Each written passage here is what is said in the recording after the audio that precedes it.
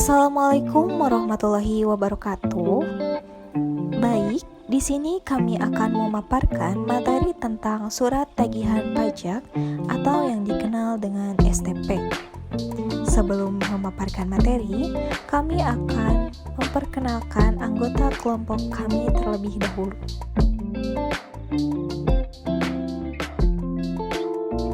Anggota kelompok kami ada 6 orang. Ada Pradanasya Veronica Putri Mesa, Tistiani Febrianti, Ibnu Amil Zikri, Keita Rasya Rihab, Dila Sapitri, dan Nur Fatihah Sabila. Lanjut ke dalam materi yang akan kami sampaikan. Materi yang akan kami sampaikan, kami membuat menjadi mind mapping. Di dalam mind mapping tersebut, kami lampirkan pengertian, penerbitan STP, fungsi STP, sanksi STP, kekuatan hukum STP, beserta contoh STP tersebut. Pembahasan yang lebih jelas akan disampaikan oleh rekan kami. Terima kasih sebelumnya kepada moderator yang memberikan saya kesempatan untuk menjelaskan pengertian dari STP. STP atau surat tagihan pajak merupakan surat untuk melakukan penagihan pajak dan atau sanksi administrasi berupa denda dan atau bunga. Baik, di sini saya akan memaparkan materi tentang penerbitan STP. Penerbitan STP tersebut dikeluarkan apabila terdapat hal-hal sebagai berikut. Yang pertama, pajak penghasilan dalam tahun berjalan tidak atau kurang dibayar. Yang kedua, dalam hasil penelitian terdapat kekurangan pembayaran pajak yang disebabkan oleh salah hitung atau salah tulis. Yang ketiga, wajib pajak akan dikenakan sanksi administrasi berupa denda atau bunga. Untuk materi selanjutnya akan disampaikan oleh rekan kami. Baik, terima kasih kepada moderator yang telah memberikan saya kesempatan untuk sedikit menjelaskan tentang fungsi surat tagihan pajak atau bisa disebut juga dengan STP. Bisa kita simpulkan bahwa surat tagihan pajak atau STP berfungsi yang pertama sebagai koreksi atas jumlah pajak yang terutang menurut surat tagihan pajak wajib pajak, dan yang kedua yaitu sebagai sarana untuk mengenakan sanksi administrasi berupa bunga atau denda, dan yang terakhir yaitu sebagai sarana untuk menagih pajak. Baik, terima kasih. Sekian dari saya kembalikan kepada moderator.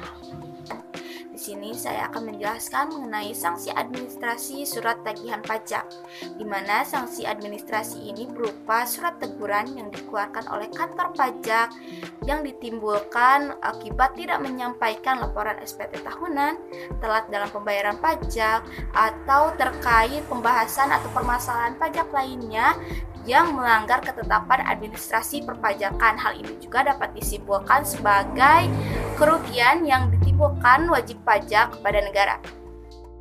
Sanksi administrasi dalam surat tagihan pajak dapat dikategorikan dalam beberapa kategori, yaitu 1. Jumlah kekurangan pajak yang terutang ditambah dengan sanksi administrasi berupa bunga sebesar 2% untuk paling lama 24 bulan terhitung sejak terutangnya pajak atau berakhirnya masa pajak, masa bagian tahunan pajak atau tahun pajak sampai dengan diterbitkannya STP.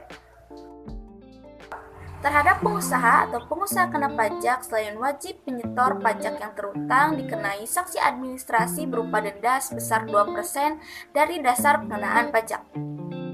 3. Terhadap pengusaha kena pajak dikenai sanksi administrasi sebesar 2% per bulan dari jumlah pajak yang ditagihkan dihitung dari tanggal penerbitan surat keputusan pengembalian kelebihan pembayaran pajak sampai dengan tanggal penerbitan surat tagihan pajak, dan bagian dari bulan dihitung penuh 1 bulan.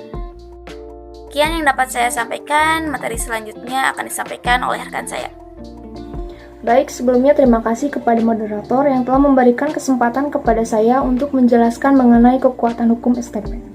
Terkait dengan kekuatan hukum STP, berdasarkan pasal 14 ayat 2, menegaskan bahwa STP ini sendiri memiliki kekuatan hukum yang sama dengan SKP, atau surat ketetapan pajak, sehingga dalam penagihannya diperlukan surat paksa. Nah, lalu di sini ada bentuk dari format surat tagihan pajak atau STP ini sendiri. Nah, bentuknya kurang lebih seperti ini. Jadi untuk STP ini sendiri memiliki beberapa macam. Yang pertama terdapat STP PPH atau pajak penghasilan. Yang kedua STP untuk PPN atau pajak pertambahan nilai. Dan ini merupakan contoh dari STP PPH atau pajak penghasilan badan atau orang pribadi. Dan jika kita breakdown, pada posisi paling atas terdapat kop surat, Direktorat Jenderal, lalu Kantor Pelayanan Pajak yang menerbitkan STP ini. Nah, ini contohnya dari Madya Bekasi. Jadi KPP yang menerbitkan STP ini yaitu KPP dari Madya Bekasi. Lalu terdapat nomor, masa tahun pajak, lalu tanggal terbit dan tanggal jatuh tempo. Nah, ini yang paling penting, yaitu kita harus memperhatikan estimasi antara tanggal terbit dan tanggal jatuh temponya sendiri.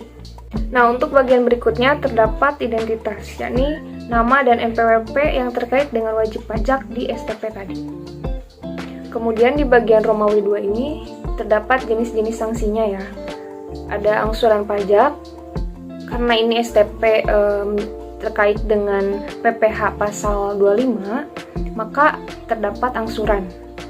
Misalnya diasumsikan 10 juta, lalu telah bayarnya misalnya 2 juta.